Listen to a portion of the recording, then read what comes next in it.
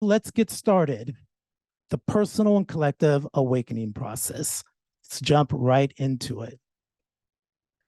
So the first thing we need to ask ourselves as part of this whole series is, what is ascension?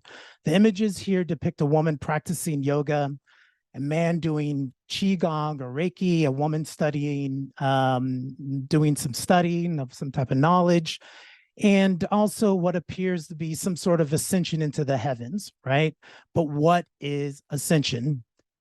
Is it that moment? Is it some kind of moment in time where in a blink of an eye we'll get our light bodies and enter a state of bliss, right?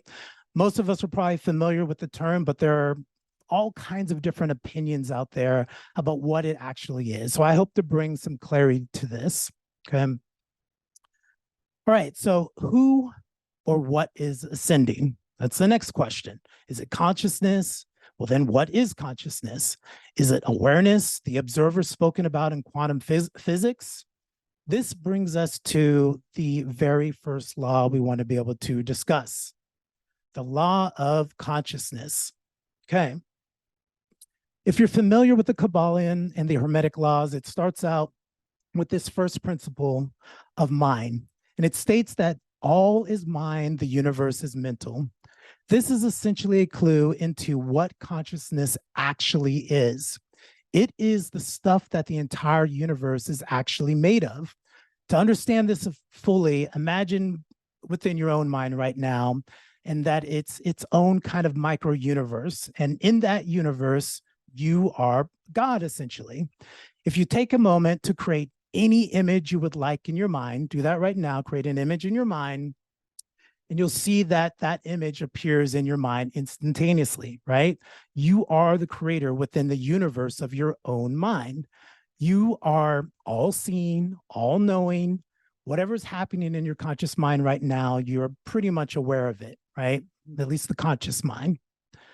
The nature of the universe works exactly the same way, but with far more energy, focus, and complexity.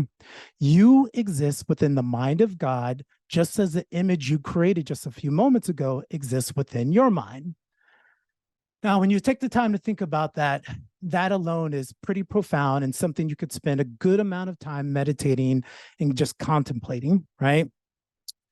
But the first step is learning how to identify and maintain mindfulness or a mindful awareness of that identity, this self-awareness of the I, right? Who is this I? And establishing that. The easiest way to do this is through meditation, but as a small experiment right now, take, let's look at your own self and first try to understand that your current consciousness right now is locked into your eyes, right? So as a quick experiment, try to shift your awareness as you're looking at through your eyes right now. Just shift your awareness slightly behind your eyes while still looking through your eyes. If you do that, it's very subtle, right? But you'll experience a slight subtle shift in your awareness as the observer. And if you don't sense this right away, then that's okay. Our whole point is behind the SOLANCHA principles and practices and within the community, we're going to be providing a large bank of tools and practices to help with gaining this perception. But that's really the first step, okay? The next thing you need to understand is the energetic nature of our body that our consciousness, the I, embodies. If you search the internet, you can find a lot of different models of the different layers of the subtle bodies.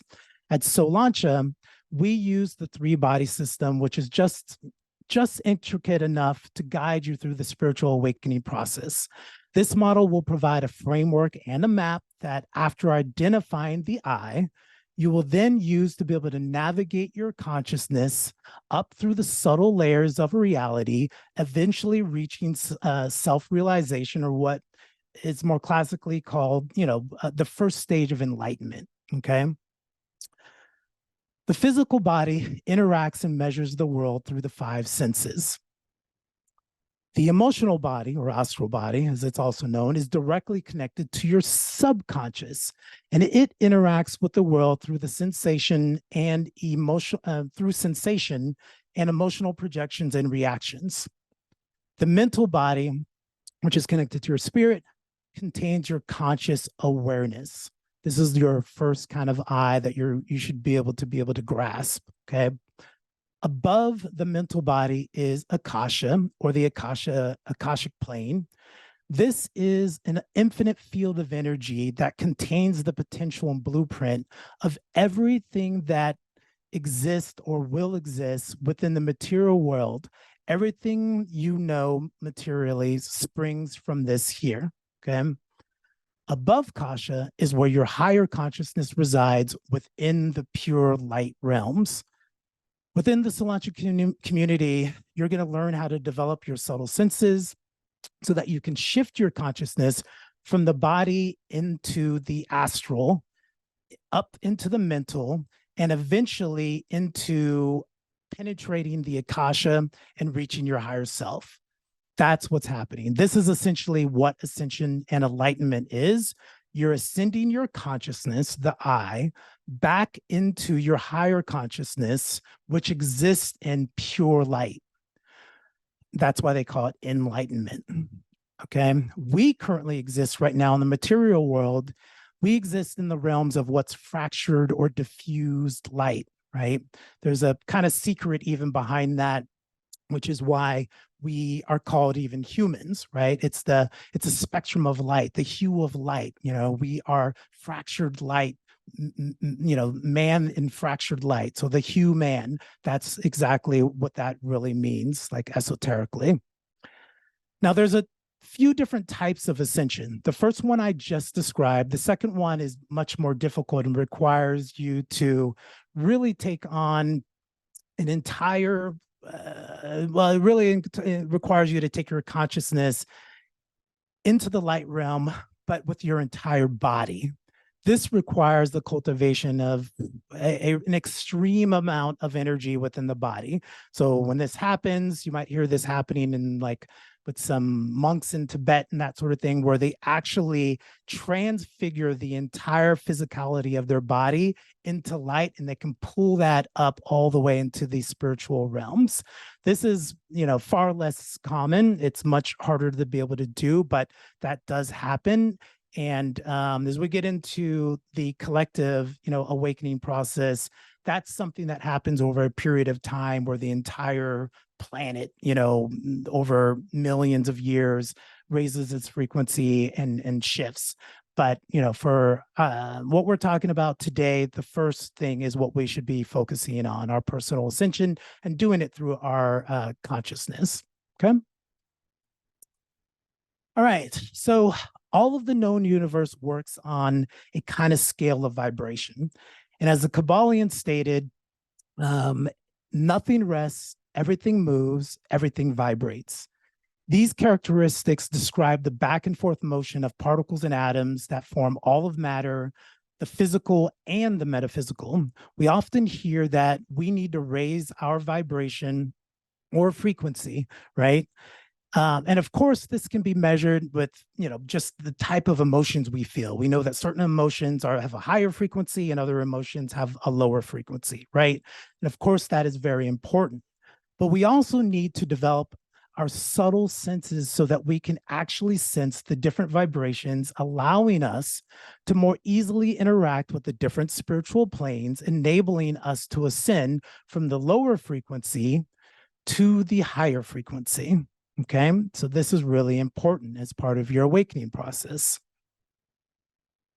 So the personal ascension process is about moving or raising your awareness up the scale of vibration. You do this by increasing the amount of energy your body can hold, developing your inner subtle senses, establishing balance within your astral and emotional body, and finally cultivating deeper and deeper levels of stillness within your mind. Okay. As we continue, we'll begin to discuss in more detail about how to go about doing all of this by understanding those universal laws we've been talking about. You'll begin to be able to see that metaphysics is still physics. The laws describe the spiritual physics that underlie the process of our evolution and the ascension path, right?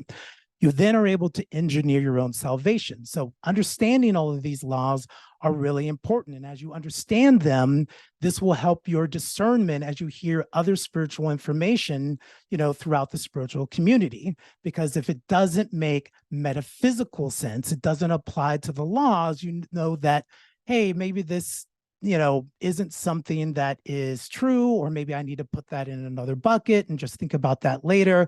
But for sure, you're going to be able to have more knowledge to be able to discern and judge that information more accurately. Okay. Now, the collective ascension process is just the sum total of the personal ascension process, right? This takes place when enough people on the planet have raised their frequency. Now, keep in mind, there is a wide spectrum of joy and despair amongst the billions of people that are on the planet. So as you can imagine, this process takes a large amount of time. And this is important because as we go further and we talk about the cycles of time and the entire ascension process and all of that, you'll want to understand that although there is a collective process that's happening, you have control of taking over your own ascension process immediately here now today. You don't have to wait for, the cycles of time to take you through that process. You can do that now. And you also participate in helping that process take place. So healing your own despair is not only facilitating your own ascension process, but you're also helping facilitate the ascension process of the entire planet. It's important to remember that. Okay, so that leads us to the second law. Let's discuss that, the law of duality. This law was also mentioned in the Kybalion, and again, if you're familiar with that, it says that everything is dual. Everything has poles. Everything has its pair of opposites. The manifested world we live in is based on duality. The universe was created through the mind of God or goddess, source, whatever term you prefer, right? This consciousness was singular, and it had to divide itself in order to create. Before, when you created that image, remember, you created that image in your mind, you had to do that through the process of thinking, right? That thinking process is polarity. And that same method you used, to think, right, is the same method that is happening within our manifested universe. And think about it, it's applied everywhere. It is the same binary method that's used to program computers. Think about the complexity of computers and everything you can do with that binary code. Now, just try to think about that same application happening to all of the known universe. That's essentially what's taken place, right? So you can also see now and understand why we're kind of predisposed to a binary way of thinking of good and bad and this sort of thing, right? We're kind of set up that way. And this is important. This is a very important law to understand. It's one of the main keys to learning how to establish equilibrium in the three bodies, okay? And the Kybalion says, truths are but half-truths. All paradoxes may be reconciled. This is because the universal truth can only lie within the singularity in the mind of God. It is that ultimate truth, right? The law of one, that there's just that single consciousness and we exist within it. Everything else, and I mean everything in the manifested universe, is a kind of diffusion, a like fractalized diffusion of that truth that's, extending deeper and deeper into density to where we are right here. Each layer of density moves a little further away from that truth, while at the same time, there is a more balanced perspective, which aligns us back to that primary universal truth, source, or God, right? So that's why they say, all truths are half-truths and all paradoxes may be reconciled. It's because of that nature. Okay, so the law of duality is really one of the core principles that make up the philosophy of SOLANCHA. It is the original masculine and feminine, right? We hear a lot about the divine masculine, the divine feminine. That's what this is. Duality or polarity is expressed energetically in two primary ways. So and cha. By the way, these are also the same principles, as I mentioned, like I said, masculine and feminine. It's also the yin and yang principles of the East, and it's also represented in a lot of other different ways, okay? The energy of So is magnetic, it's destructive, compressing, negative, and feminine, okay? So the energy is, it's a magnetic contractive energy. It moves in a counterclockwise spiral. It is the feminine, intuitive, emotional. It is the self-reflective component of introspection and the receptive quality that accumulates knowledge and understanding, right? Occultly, this is kind of known as knowledge, this law. Through the understanding of this So principle, an individual can tap into their true potential. It is through gaining that knowledge that you are able to gain and tap into your potential, that infinite potential that exists within you, okay? The energy of Cha is electric. It's constructive, it's expanding, it's masculine. Cha energy is the electric active energy that moves in a clockwise spiraling manner. It is the masculine and constructive. It is the active expressing of doing. With a greater understanding of the Cha principle, we can access the power that exists within us that will give us the will necessary to have a real effect on ourselves and the world. Everything in the universe has these two primary movements of energy working within it. We talked a little bit about Akasha before. These two principles are the first energies that stream down through Akasha. Out of these two primary energies come everything else, okay? You can also think this scientifically about how everything is electromagnetic, right? We're electromagnetic beings, electric and magnetic. It's a contraction and expansion. There's that construction and destruction. This is happening at all levels of the universe, materially and spiritually, okay? So you also want to understand that So is also connected to our feelings. That's how we kind of connect with it here materially in our body. In Cha, we relate that to our thoughts, right? Our thoughts are active, our feelings, you know, we're receptive, we're feeling that way, okay? So when you're thinking about this, think about So and Cha, think about the rotating galaxies that exist in the universe, right? The expansion of the universe and those principles and how those work. The contraction of black holes, how that's pulling in energy, and what's on the other side of those, that's another subject, but you know, you can think about that. Think about the inhalation, right? The exhalation of the breath and how this is feeding us constantly. If we stop doing any of those things, we're going to cease to exist, right? So think about that as well and how they apply to this. If we refer back to the three-body system, the law of duality is expressed in the mental body through our active thoughts and in the emotional body through our receptive feelings and sensations. I mentioned that earlier. So think about that and how that applies to your own life, okay? So we've discussed the first law of consciousness, the second law of duality, and that brings us to the third law now. This is the law of manifestation. This law explains that the manifestation of a third force is created by the union of two opposing forces, the union of dualities, right? So you can kind of see here now, one law is leading to the next. The union of dualities is the basis for the manifestation of life, not only the physical plane, but the astral, mental, and all spiritual planes, okay? It is symbolized by the Empress in the Tarot because she expresses the spiritualization of our desires in the material world. So again, think about this. We see examples of this everywhere in nature, right? How these two things come together, right? We create a third thing from that. This is creation. This is manifestation, right? You need the masculine and the feminine to create something else that's new, right?